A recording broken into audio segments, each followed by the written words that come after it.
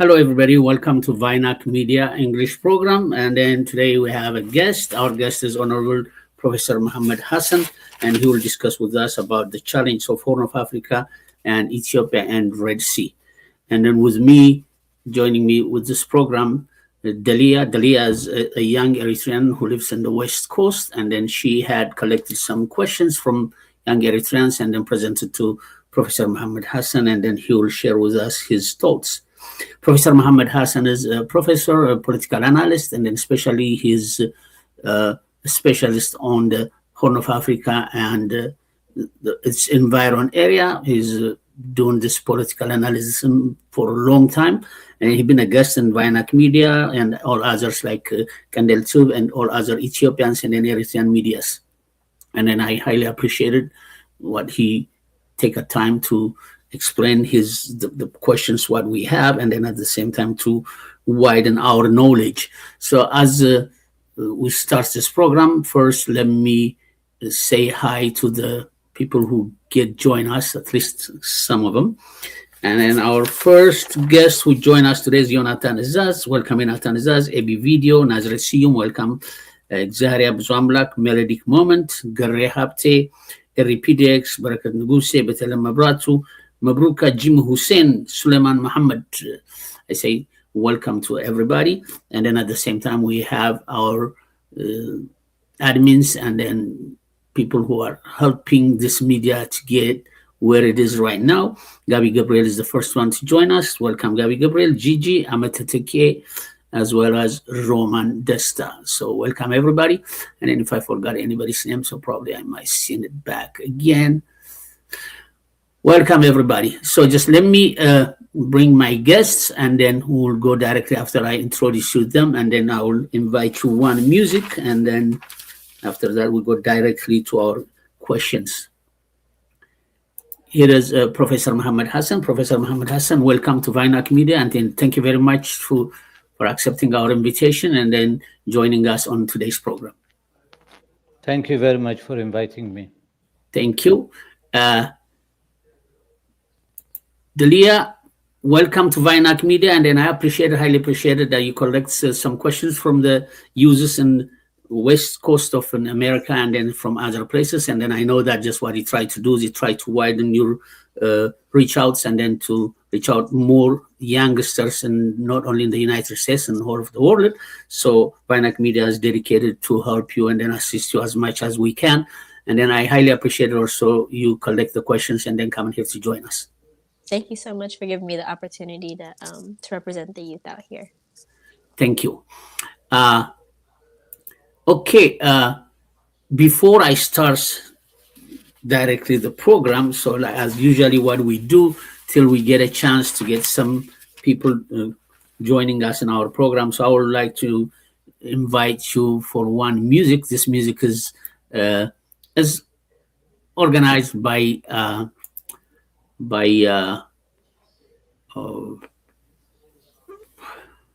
I think it's an RPDX.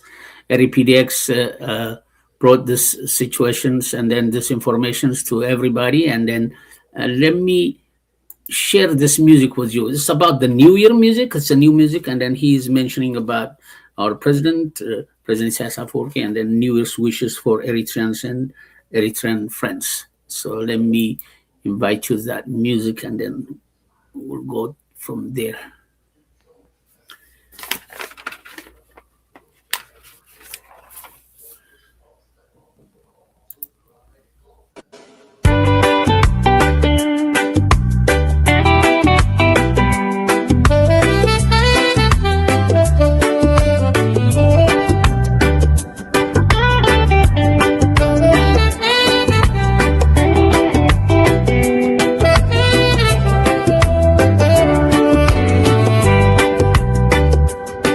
Another year has come and gone, a brand new day, the lights are on. Happy New Year to our president, Isaias Afwerki, strong and wise. Happy New Year, Eritrea, one heart, one soul, we rise. To our people, proud and faithful, to Eritrean defense forces who stand so true. Peace and hope for every home. Eritrea, we sing for you. Come on. To all my friends, both near and far, shine like the brightest shining star.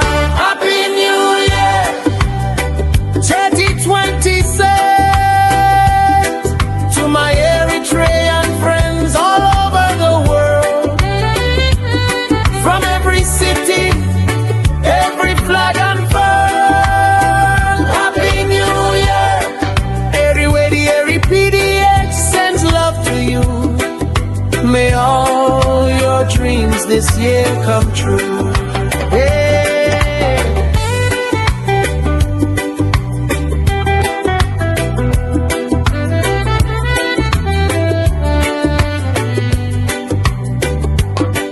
Good health, good vibes and joy to find. Peace and love in heart and mind. From Facebook chats to party nights, from YouTube vibes to TikTok sites, you make my year so bright, so sweet. Yeah, Happy New Year 2026 to my Eritrean friends all over the world. From every city, every flag unfurled. Happy New Year. Everywhere the Eri PDX sends love to you. May all your dreams this year come true. Raise your hands, clap along, sing it loud. Our joyful song from every corner, every land. The new year is in our hands. Happy New Year 2026 to my Eritrean friends all over the world. From every city, every flag unfurled. Happy New Year. Everywhere the Eri PDX sends love to you. May all your dreams this year come true.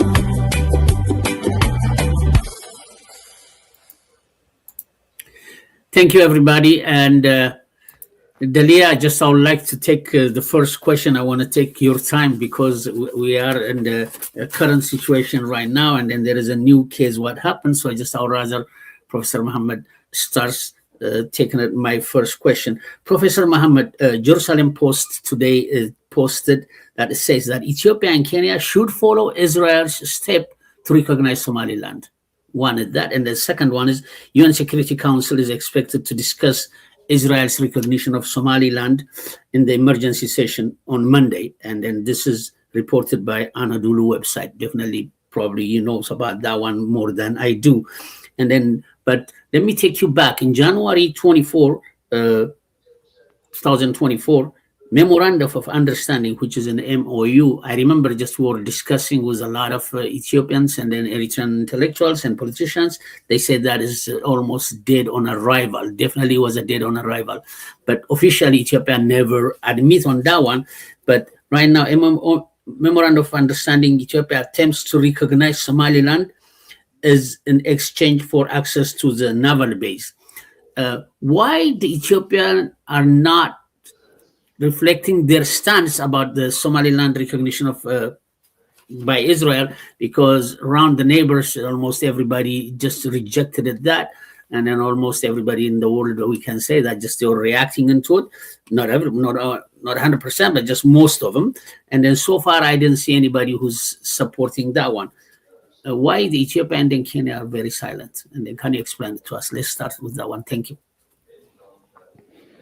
I think from the beginning, the agreement, so-called agreement, which was signed by the president of Somaliland and Prime Minister of Ethiopia, the initiative didn't come from them.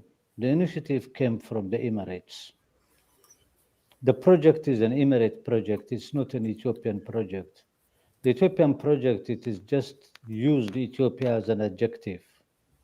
And of course, the Ethiopians wanted also a military base, particularly to build their marine forces.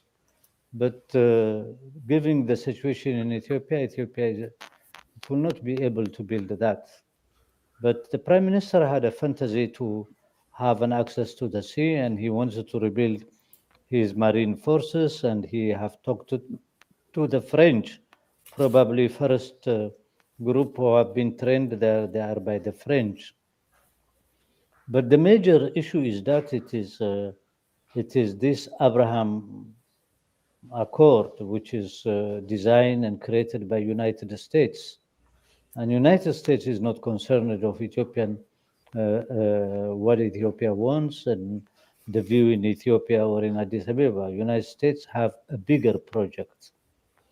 And this bigger project is first started by Taiwan to recognize Somaliland. Taiwan is not recognized country, a rich country. It's an island which People's Republic of China claims. And this is a starting point of also to push the project of recognizing Taiwan through Somaliland, and maybe also via that other African country can follow suit. And the main purpose, whether this Abraham program and so on, is to encircle China. The basic is the biggest economy in the world, which is growing also fast. This year they have $1 trillion dollar benefit through the business, and Chinese business is growing very fast. There is an alliance, Chinese-Russia. The concept of Russia, destruction of Russian Federation, it didn't succeed. Ukraine is also literally defeated, and from 32 million population, they are now, maybe they are not even 20 million, less than 20 million. A million and a half Ukrainian have been sacrificed by this US and European war to defeat Russia, but they didn't succeed. The alliance between Russia and China also got stronger and stronger. And now also with the new Chinese economic policy of building what they call the Silk Road, which Iran also becomes a very important country with the all other Central Asian countries connected by train and by everything to Chinese market and the reverse. Therefore, what happened now suddenly is to enlarge this Abraham Accord. And the Abraham Accord, it is a US project, particularly the President of the United States is interested on it. He is the one, he is leading it, but he have given a sort of face that Israel will be the police of the region after what happened in Gaza and after dismantling of Syria and creating Syria, putting it in difficult position and expansionist Israeli attacking. The same Lebanon also now it went to war, it was bombed by Israel and so on. So I think the leadership in the United States and Israel, they consider now is the right moment that we have to expand this Abraham Accord. The first signers of the Abraham Accord, it was United Arab Emirates. The second one is Bahrain. The third is the Kingdom of Morocco. And then from Central Asia is Kazakhstan. So now they want to expand it and to control the Red Sea, the Bab el-Mandeb, and the Hormuz. So the tag which was put in front, it is the Emirati, which they were involved in the civil war in Sudan. The Emiratis involved also in Somalia. They are involved in the Horn of Africa in general, and the Emiratis also have their many projects to dominate the different ports of the African side, from Port Sudan until Dar es Salaam. And from the other side, the Asian side, also they wanted to dominate from Hadramaut and all Yemeni ports until Hodeidah, to control that, and Dubai to be the biggest hub and in service of their own economy, added to it with the role of Israel being the police of the region. So now, 2 days ago, Israeli government have recognized the Somaliland. There is a lot of protest everywhere.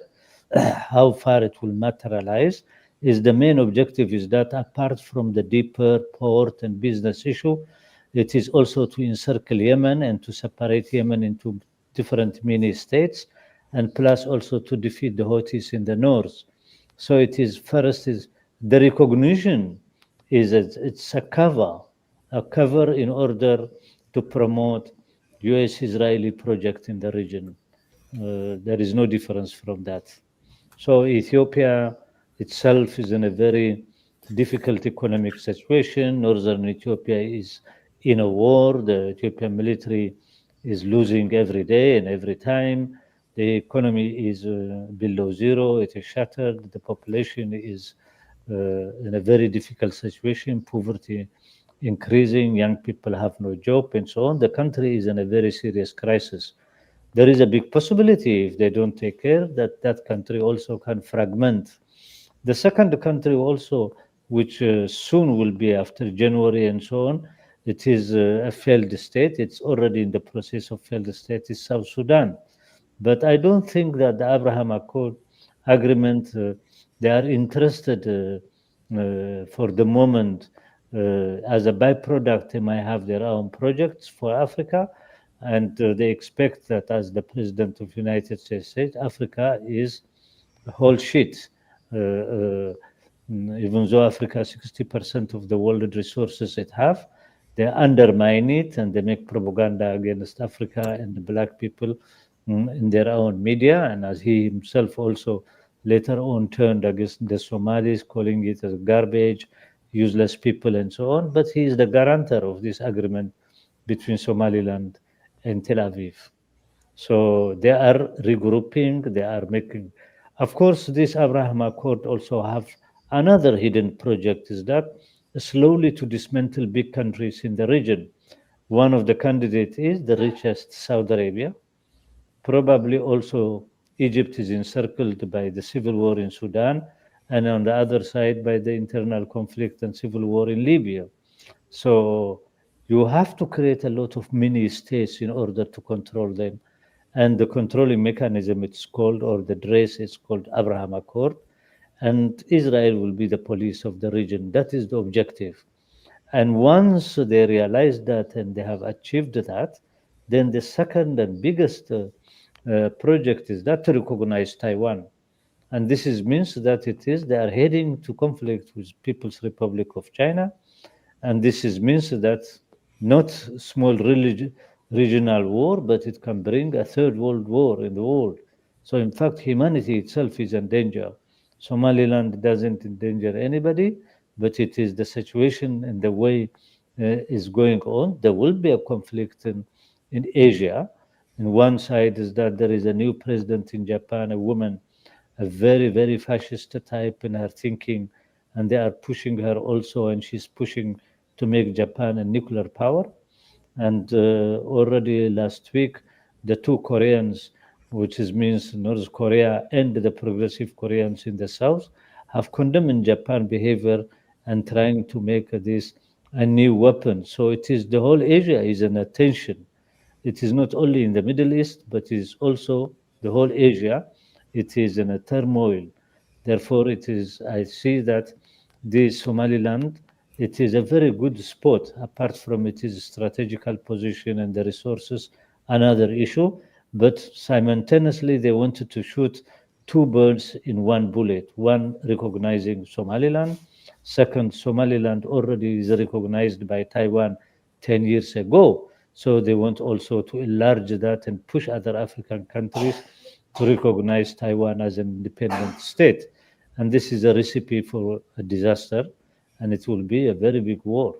And this is why that this ruling class in United States and Europe and Australia and Japan and so on, they didn't learn from history. They are provoking one of the biggest country in the world, a big civilization, economically strong, but it had been punished by the imperialist forces for a very long time. China, from 1840 until 1941, 100 million Chinese were killed through war and systematic killing and famine, and continue like this. But China, after 1949, started working, and it became now the biggest economy in the world. Whether it is in manufacturing, it is now China is the world manufacturing center, and it is impossible to stop China.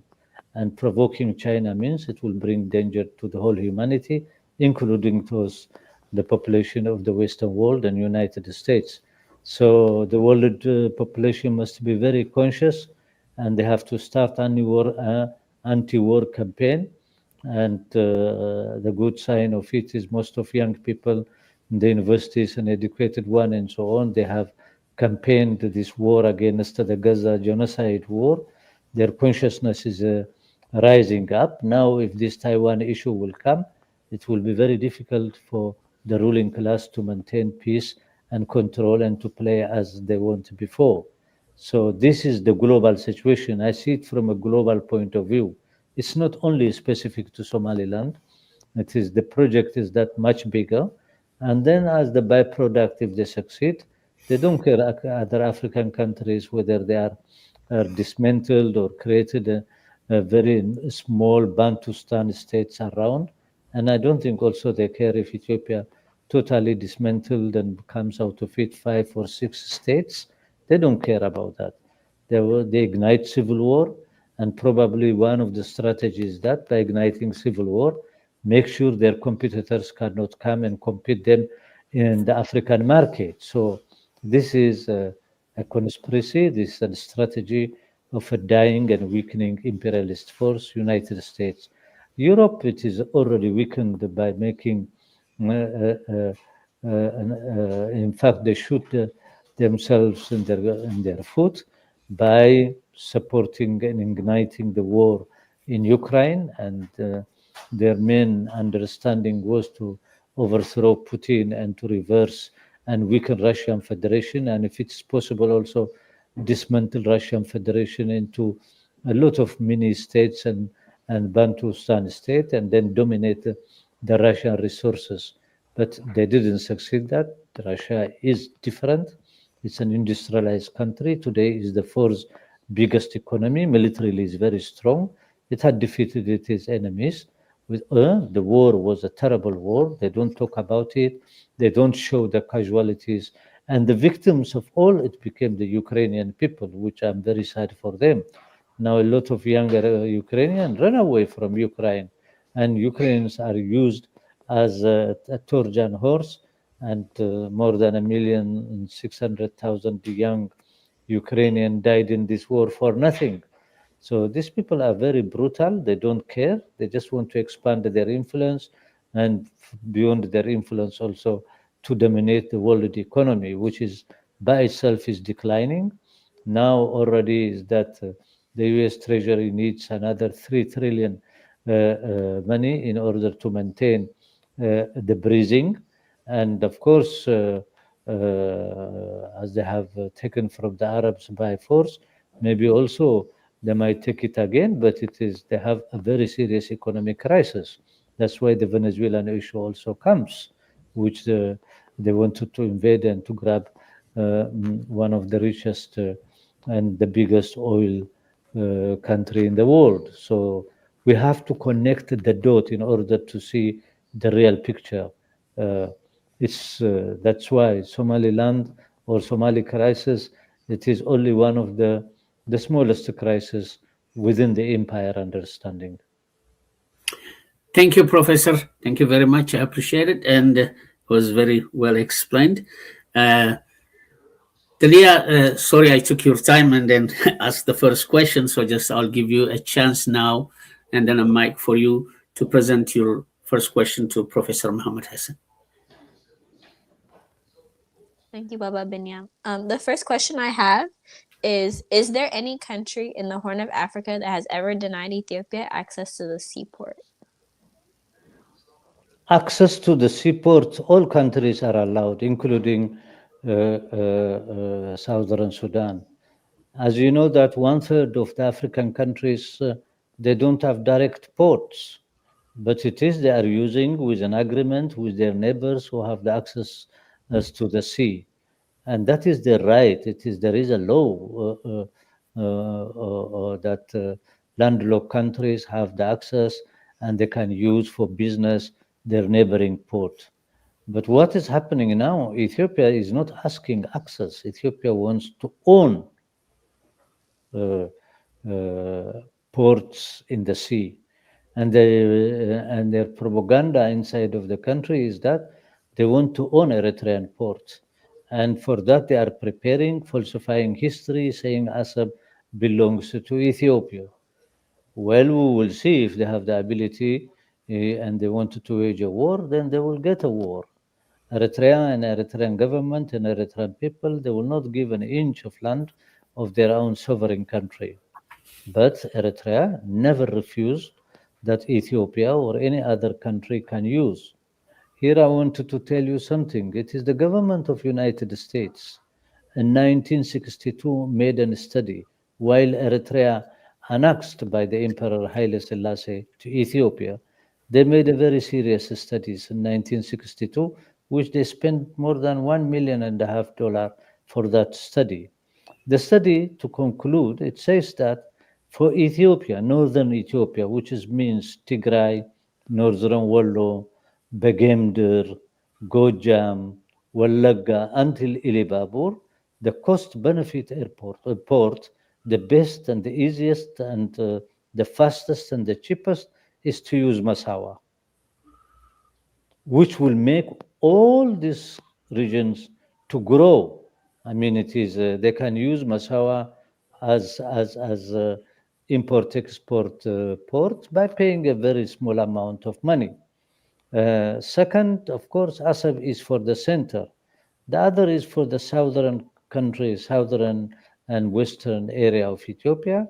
Now, the best, the closest, and like Massawa is Kismayo of Somalia.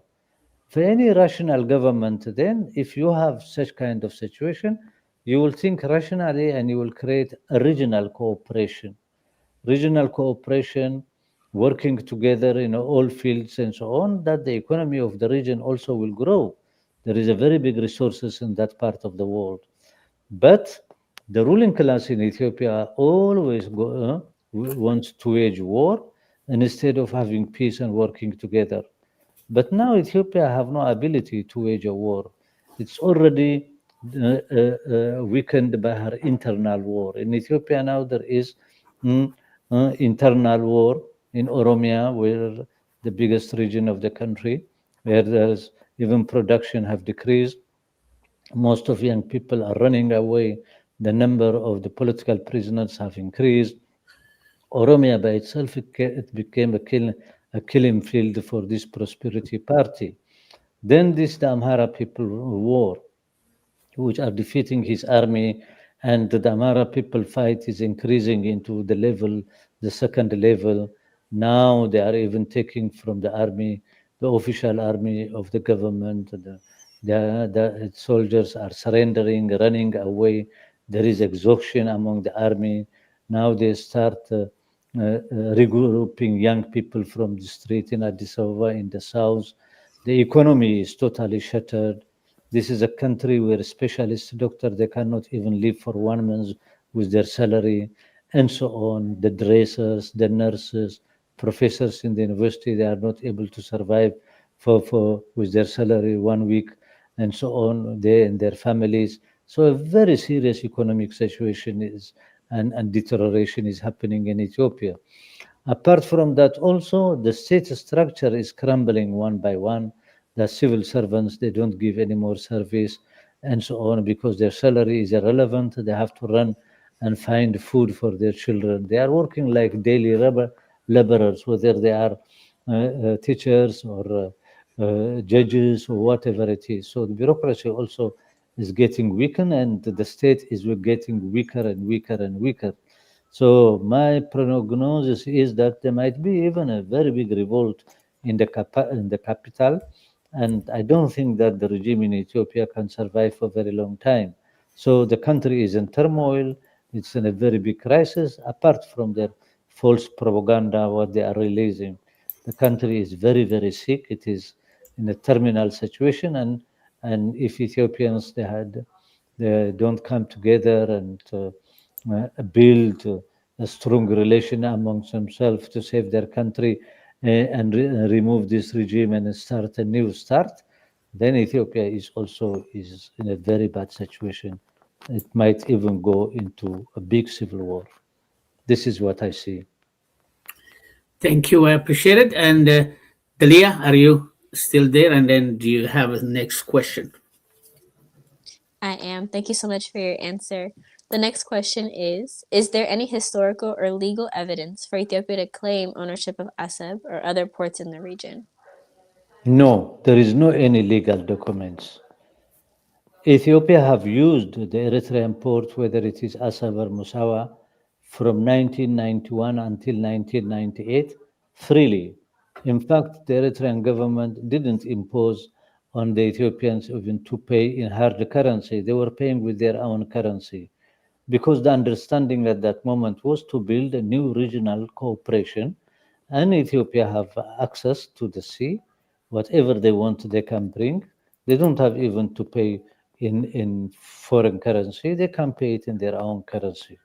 The purpose was to build a regional cooperation more and more and to heal the past wound and to start a new regional understanding. That is why the dead organization IGAD, which is now already died, that it is again revived by the Eritreans, and then there was a discussion, and the first Secretary General after that, it was an Eritrean citizen. But unfortunately, Ethiopia's behavior again destroyed this relationship. Then it brought us a war against Eritrea, and it took in 1998 and 2000, and finally they signed they were defeated in Assab. They signed the Algiers Agreement, and then finally they went to court and they were lost. Also, the court also delineated on the basis of the colonial demarcation, 1900, 1902, and so on until 1908. And finally, with the agreement of Addis Ababa, now the border between Eritrea and Ethiopia is the most clearly delimited, and there is no border problem anymore. So it is the ambition of every ruling class when it comes to Ethiopia. When they fail in internal affairs, they have to export their problem to their neighbors. And now there is no other discussion except, yes, we are a big country, we are 130 million, we need an access to the sea and so on. This is not a law of a jungle. You cannot go and grab somebody's land and say that it is bigger. That is not possible, and they have tried it, they didn't succeed. Therefore, I suggest for the young people who are listening to me, the best things to do and to follow, and our discussion to be longer and we can discuss. First, my daughter, you asked me, try these young people who are listening to us to buy the book of Alamseged Tesfaye. It's published now in English. The African People's Quest for Freedom and Justice, a political history of Eritrea from 1941 to 1962. This is in Tigrinya was 3 volumes in Arabic. Also, I read it in Arabic, but it's a must read for young intellectuals, young Eritreans, probably who cannot read and write Tigrinya. It is in English. It's published 5 months ago. So please, Binyam, that try to find it in Google and send it to them. then they can order and they can study. So they can study the Eritrean history from 1941, after the Italian fascist defeat, until 1962, that it is annexation of Ethiopia, and a year before the armed struggle started. This is very good introductory book, and we can discuss about it. The second book I will show you here, it's published in United States. It is an American professor. In fact, he is pro-Ethiopia. This is the man who wrote the biography of Haile Selassie, the biography of Menelik. His name is Harold Marcos. The title of the book, it's published by Red Sea Press in New York, The Politics of Empire, Ethiopia, Great Britain, and the United States. Once these two books you had in your hand, you read it and study it and discuss, then next time when we meet, we can discuss what is. I'm sure you will have a lot of questions and you will be surprised. These are very, very good books. It gives you the background, and then it shows you also what is Eritrea. It's a very good in order to understand Eritrea. It is the plan of Italian colonialism was to build a settler colonialism, but they didn't succeed very much. But a lot of Italians also have settled. An embryo of industrial working class were emerged. There were industries. It's like in South Africa. It was the only two countries in the African continent had started industrialization under colonialism. That is South Africa and Eritrea, which later on Britain, after it occupied Eritrea and defeated the Italians, big part of the economy and the industries have been dismantled. So Harold Marcos is a very good book for anybody, including Eritreans, to read, to see Eritrea in 1940, what kind of a country is, comparatively when you compare it to Ethiopia. What made Haile Selassie also later on to nationalize it and to annex it? You will see that story in Alam Sagat Tasfai's book. If you read that, very good, discuss among you, then take out question and so on. We will continue to the second part. The second part is the armed struggle until 1991. The armed struggle is that it is the only African country and the only struggle for 30 years, the longest armed struggle in the African continent after Vietnam. It is the Eritrean people's struggle. It took more than 30 years, and they paid a price for that. And finally, not only liberated Eritrea, but defeated the military regime, and they went in anti-Addis and removed him. That is another part we can discuss. That process we discuss with the documents I have that the EPLF, now the government of Eritrea, who they have been publishing at that moment about the situation, the political situation, the military situation, and so on. This is slowly, I will give you the titles. You can find it in the embassy in Washington or and so on. They might send you one copy and you can distribute it among yourself. Then the fourth, I will say, is that 91, 98 step. What happened in 98? Why that war came? Who is instigating it? Why is Eritrea, and they wanted to isolate Eritrea? And so on. That in details we will discuss. And who are the forces behind it? They want a regime change and so on. And they wanted to bring Eritrea in the same neo-colonial situation as all other African countries, and the resistance of Eritrean people. And then all those propagandists from the Democrat Party, all of them who have been anti-Eritrea, and Susan Rice and all this will bring Paul Hens and so on. Why they are so angry on Eritrea and why they wanted to remove the government of Eritrea and so on and so on.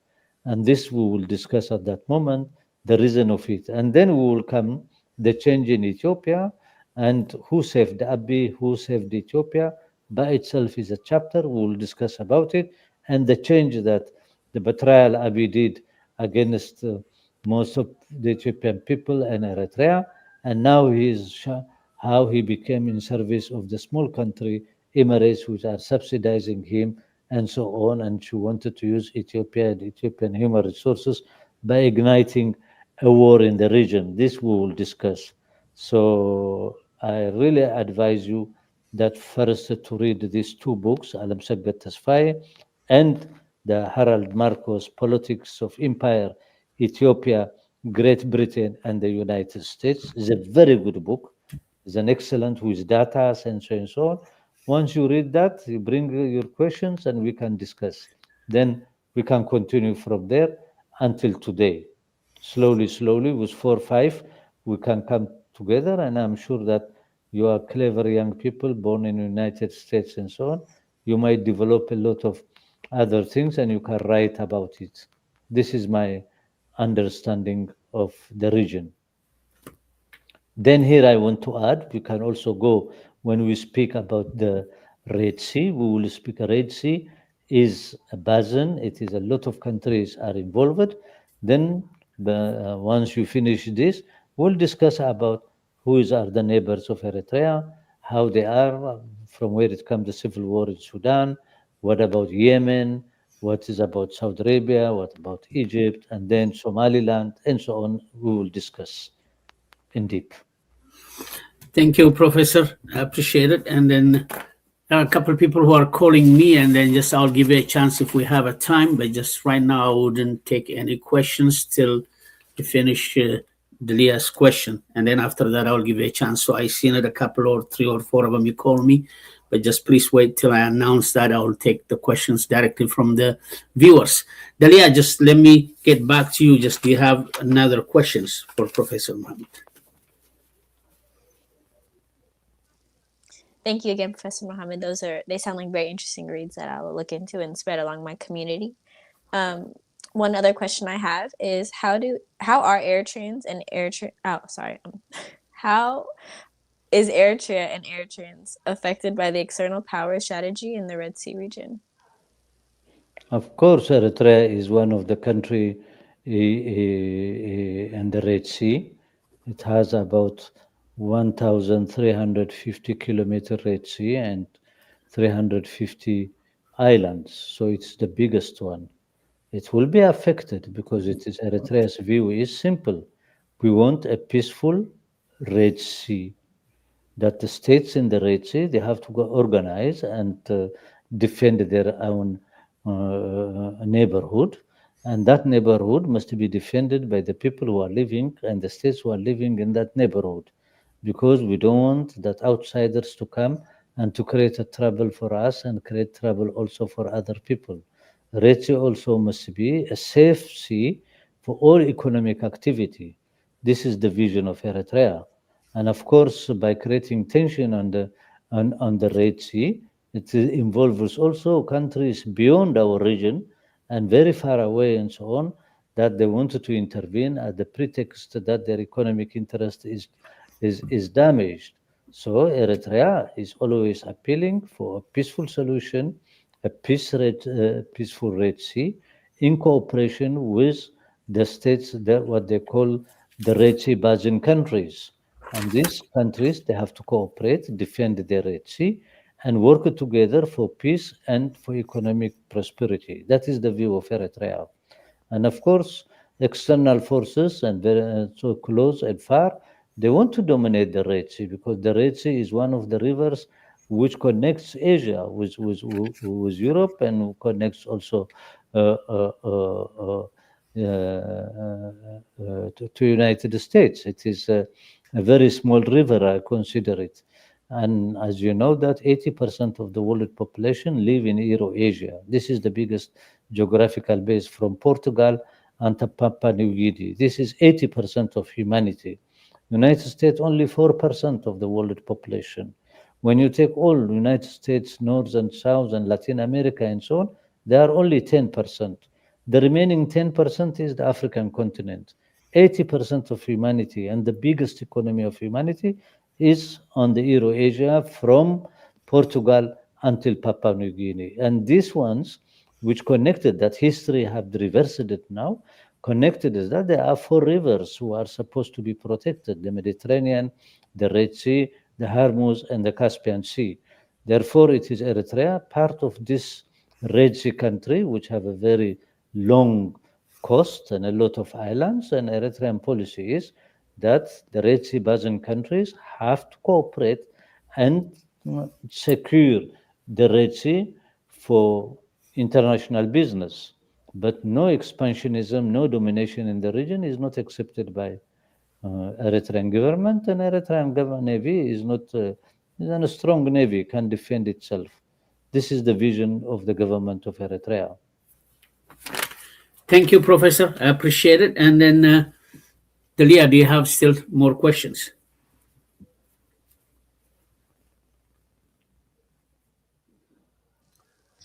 Yes, I do have. Okay.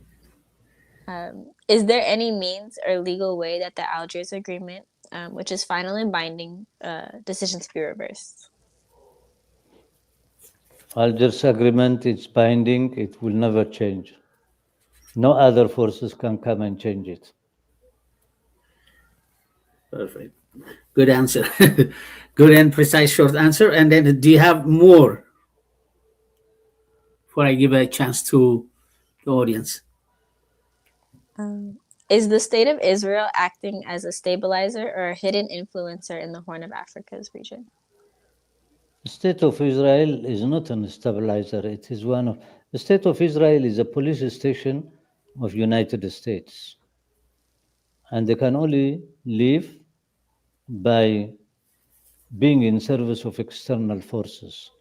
As I have mentioned you, by making now an agreement with Somaliland is not a stabilizing factor. It is creating more problems. They can only survive by creating problem, and they wanted to be the dominant force on the top.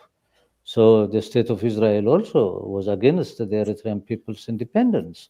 In the past, they allied with the emperor, and they have even trained for him a force called the Commandis.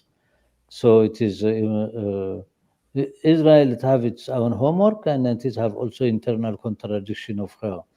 But when we speak about Abraham Accord next time, we will put what is the interest of Israel and what is the interest of Emirates and what is the interest of United States. When you combine, the biggest boss is the President of United States and his vision. We will discuss about it next time. Thank you, Professor. And then, Dalia, more? Thank you so much for that answer. And then finally, do Western powers see an independent Somaliland as a tool for controlling the region or a solution for stability? The Western power, whether is there a Western power, I have a doubt. As I have told you, Europe is already sick, is in a very serious economic and political crisis. And it is the United States who's dominating an engineering of intervention, while the United States also economically and politically is weakening. Therefore, their major enemy, they see is that it is not Somaliland. It's their major enemy in the longer term, especially in a very short. Human being history, you can only calculate it on the basis of a decay. A decay means it's 10 years. The coming 10 years, there will be a clash between China and United States. And there will be millions will die in this war. It's inevitable. The destruction will be very high. But I'm very sure that United States will be defeated, and the people of United States, they will rise up against this war, because already they are in a very serious economic crisis. Therefore, it is maybe next time we can take this as an agenda after we finish this Eritrean thing. The rise of China will bring stability of war. We can discuss about it. China, it is the biggest population. It had been one time is the poorest, and there is no people who have suffered like Chinese. Africans, they didn't suffer like Chinese. Asian, they didn't. Maybe the two biggest people now, geographically and population-wise, who have suffered and lost until 100 million, it is China and India. So we'll discuss about China.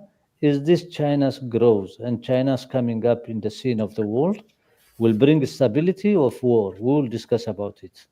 And then we can analyze the region, the geographical base, and then we will see, we will connect it to to the Mediterranean Sea, to the Red Sea, to Hormuz, to Caspian Sea, and all the military bases to choke China and China's growth in the Malaga Canal and so on. So to make sure that China will not get energy, then what alternative China have made her relationship with Iran, with other countries and so on.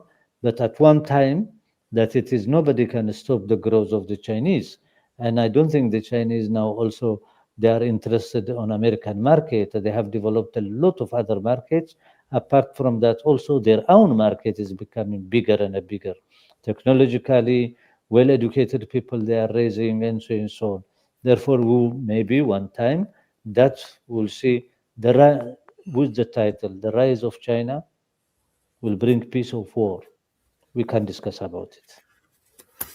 Thank you, Professor. I appreciate it. Delia, do you have any other questions, or just can we go to the audience, ask them, give them a chance, so let me know if you are done? Nothing so far. Thank you so much, Professor Hassan, and then thank you also to Vinac Media for hosting this. Thank you very much. Thank you, Delia. So just, Professor, just let me ask you one question, and then I'll give a chance to our audience. So just you guys be ready. Just you can call 702-609-4203 with WhatsApp. Or if you are in the United States, you can call directly 702-609-4203. So my question is, United Nations talk about the humanitarian issue in the Sudan, inside Sudan, especially with the RSF, what they did.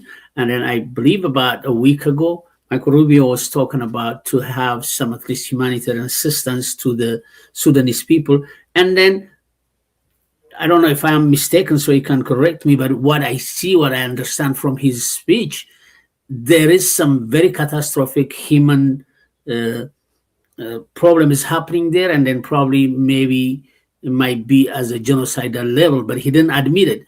What he said is one day, if these people comes out and then find out what we have happened right now, and then all of us who couldn't have any answer. So that tells me that something very fishy and very serious issues happening in Sudan.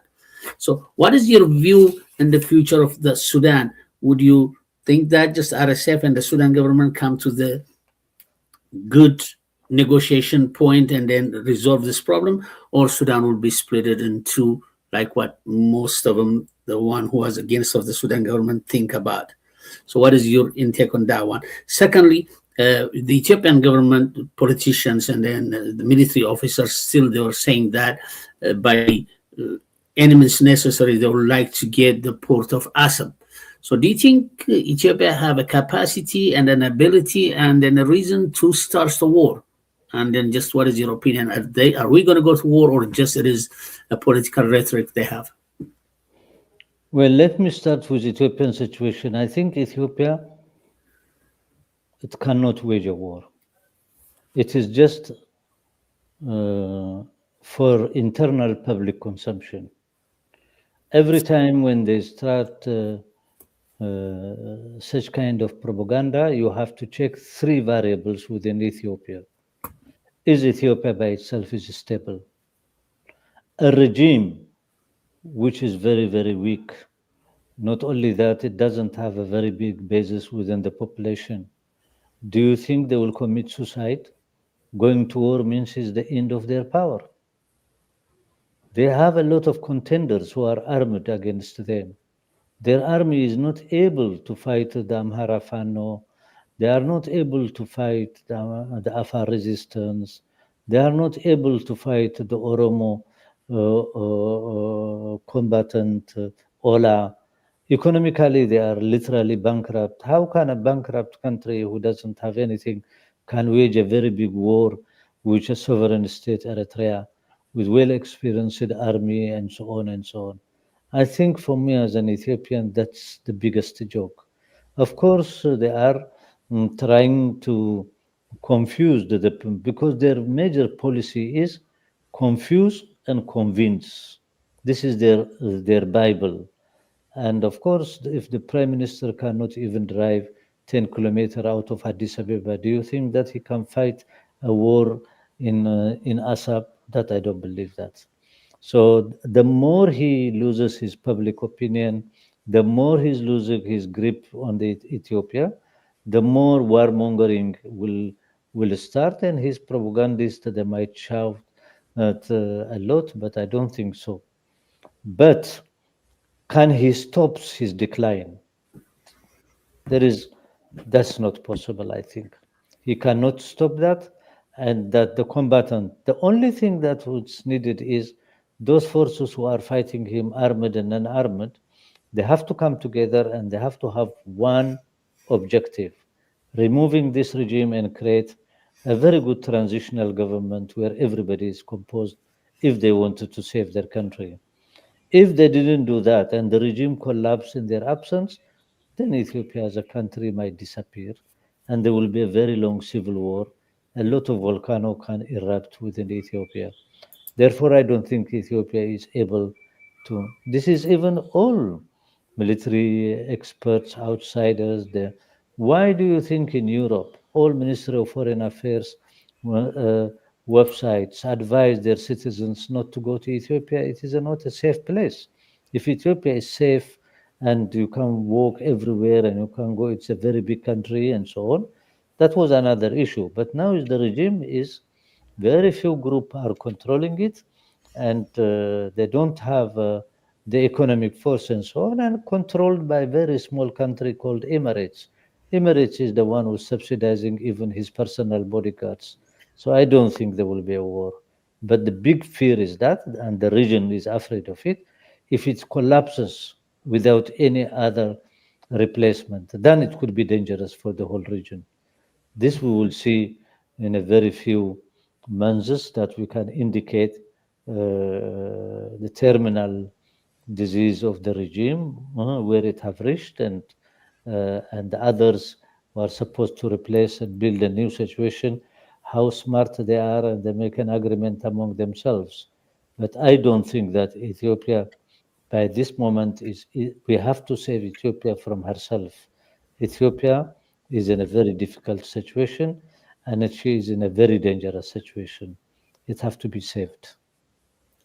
Thank you, Professor. And then let me go and then give a chance to a couple of people who've been called earlier, but I think we were not giving them a chance. But let me give the first person a call, and then we'll see what kind of questions or anything he got. So.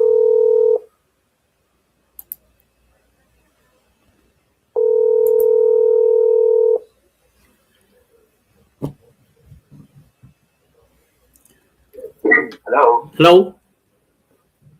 Hello, Mr. Benyang. Yes. How are you? I have a question for Professor Mohammed. Go ahead. Do you think that finally the Somaliland will get their independence from the rest of Somalia because of the reason that the genocide that happened in Burao in Hargeisa? I just want to ask you that question. Well, by the incident now which has happened, the only beneficiaries political force is Al-Shabaab. Al-Shabaab, a good number of the leadership, they are from northern, and they are in fact from Burao. So now they will use nationalism and they will fight, because it is that in fact the fighting which it can come until Somaliland. Already Somaliland, big part of it, the Khatumo group have taken and controls that area for the last 2 years. It's not possible unless you go and invade them and fight with them.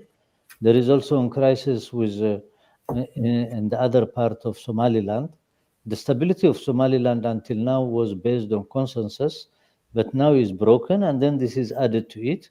I don't think that the country will be stable, and there will be a lot of crisis in Somaliland.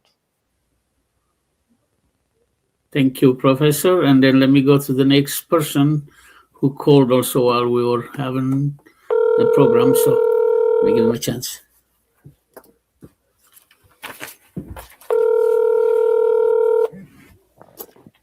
Yes, Mr. Benyang. Hello. Hello. Yes. I My question to Professor Muhammad is, will finally the Somaliland will get their independence from the rest of Somalia? I think he used two different phone numbers. That's why I called you. So you're the one who called. So already he Okay. answered to you already. Okay, Yeah. thank you. I think this is the same person. Just he Yes. called us two different phones. So, does anybody else have a questions before we moved on? So, and then, I have a notes also for our Eritrean users. So just please refer to the books what we were advised by Professor Muhammad Hassan. So just after we do that, and then please let me know Dalia and other youngsters who are organizing these issues. So just anytime you want professor to come and then answer your questions, but I want you to be prepared yourself also in advance about these books. And then some of the books where you can find them, the titles and all that. So I will contact Professor Muhammad, and then I'll contact some others too, and then I'll try to figure it out where you can find it and then how. And then, but just we need to be prepared and then come up with these questions. And secondly, I encourage you down the road in the future, but just maybe right now I don't want to push anybody. And most of the young Eritreans understand it because the social media have different issues. So just you don't want to see your face, show your face, and all that. But down the road in the near future, probably you might have your own Eritrean use social media network where you can call not only Professor Muhammad Hassan. There are a lot of people where you can call and then get some education out of it, and then definitely some of them also probably will be advised by Professor Muhammad for you. Just so he will tell you who you can invite, and then about what point and who will be on that particular questions professional to explain it to you. So just you need to see that opportunity is there. So I encourage you at least to come back and then say whatever you want to do, but as long as you have that dedication, and then definitely I will dedicate myself also with Vinak Media to get some professionals, and then including Professor Muhammad Hassan, just to call and then bring him once in a while at least to explain it to you about the current situation, what is back home. And then because the main reason is just we try to pass the history and then the reality to the youngsters. So that's what Professor Muhammad is doing, and then really we need to appreciate that one and then use him as long as we get a time. So time is necessary. Secondly, just for Ethiopians and Eritreans who are participating in Vinak Media Amharic program. So I'll arrange a time with Professor Muhammad Hassan to come up and then just explain to us in Amharic also whatever questions we have, and then ask him. And then a lot of time, I don't want to disturb him. I don't want to call him. And then for a long time, Professor, believe me, people that were asking me to call you and contact you. And then I know how much is busy this person is. So I don't know if a lot of people in the media knows like what I know. Absolutely, it's true. So he's very busy, and 1 week is here, the next week is in Africa, and then after that in Asia. So he is gone everywhere and all over. And then he contact me and then give me some infos all over, always whenever he's in Europe or they're in Africa or anywhere. But really, he got very dedicated time and then very limited time. And then whenever we call him, it's got to be for a serious issues to discuss with him. And then there's a lot of medias also try to invite him, and then he try to reach everybody, the Eritrean medias, the Ethiopian medias, and then all over. So, and then in the name of Vinak Media, and then under my name at the same time, my followers just really highly appreciate it, and we love you, Professor Muhammad Hassan, and we appreciate what he did. I mean, his money can't buy this kind of honesty and then time. So I highly appreciate it, and thank you very much for your time and then dedication. So I will give you probably a minute or two if anybody calls or want to ask a question. If not, just I'll let Professor Muhammad Hassan to move on and then go to his other busy time and then schedule. So there anybody wants to call? Anybody wants to ask him a question? And then if not, so then I highly appreciate it, Professor Muhammad Hassan, and thank you very much for today's program. And Dalia, is there anything you want to say to Professor Muhammad before he leaves? I just wanted to thank you again for joining us and then allowing us as a youth to be heard and then to learn so much from you today. It really felt like taking a university course. It was great. Thank you so much. Thank you very much, all of you. Don't worry. You just can call me and then we can discuss further. Thank you, Professor. And then is there anything, last things, what you want to say for Eritrean users and then other users who are participating on this media? The only thing I will say is that it is first let them find these 2 books, read them, summarize them, understand them, and we can have a discussion. And then after that, on the basis of that, we can go further. It is good that it is to be busy and to read. Hold on. Hold on a second. So let Professor finish and I'll give you a chance. Okay, Somebody's calling. Okay, go ahead, Professor.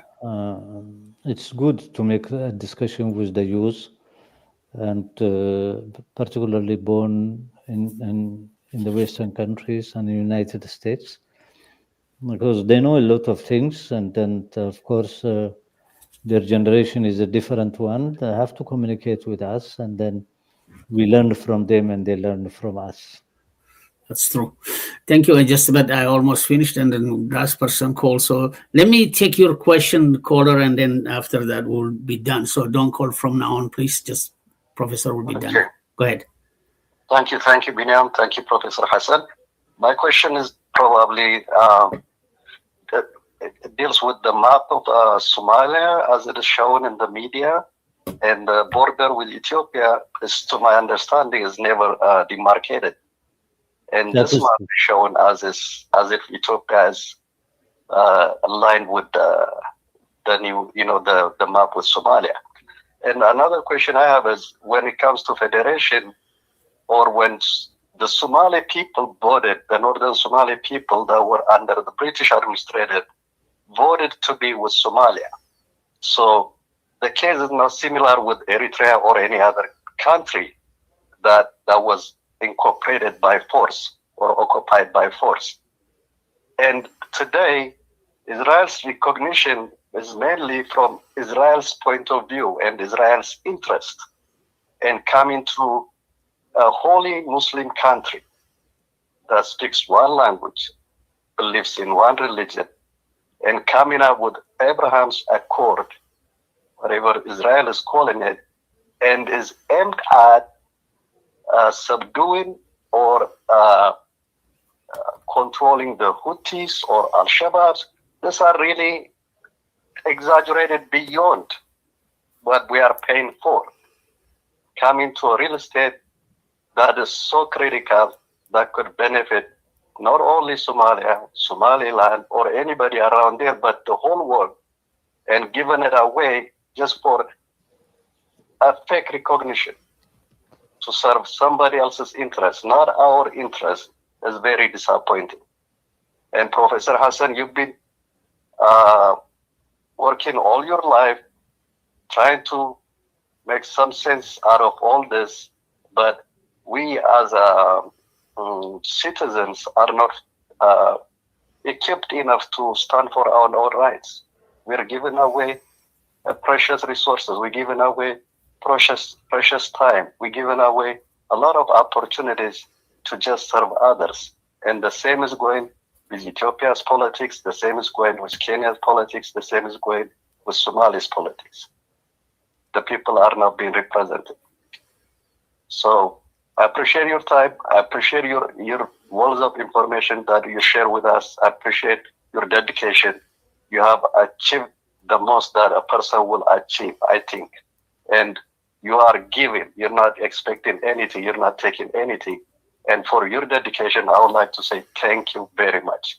And I hope there will be disciples like Professor Hassan that will carry on the torch and preach the truth, talk about the truth when it comes to Africa and Africans.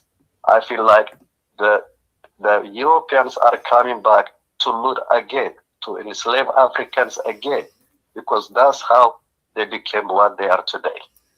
By looting, by subjugating, by cheap labor, free labor. And this we have to stop at some point.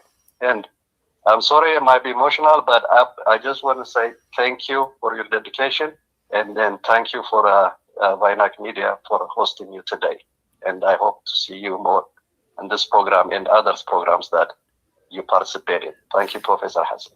Thank you very Thank much. And then, Professor, can you give him a short answer if you have, I don't know, questions, and then do a conclusion for our program? Thank you. I think we have to continue our discussion now and then, and we have to clarify to everybody, young and old, that it's a dialogue between us, and we have to read what is happening around us in order to understand and to be conscious and to give an answer also to our problems. Discussion is very important, and we have to break the barriers between us. There is no genetical problem among us. It is some of big part of the problem is imposed on us from external forces through all the mechanism they have. I think first we have to break their ideological monopoly they try to impose on us. And secondly, the fake education which they try to impose on us. If once we break that and we understand each other, I think slowly we can create and unite and think in a regional sense, and we can build a new home for everybody. And thank you very much. Thank you, Professor Mohammed. Thank you for your time and then your dedication and then your education for our users. And then hopefully just we're going to meet next time in English program as well as an Amharic program.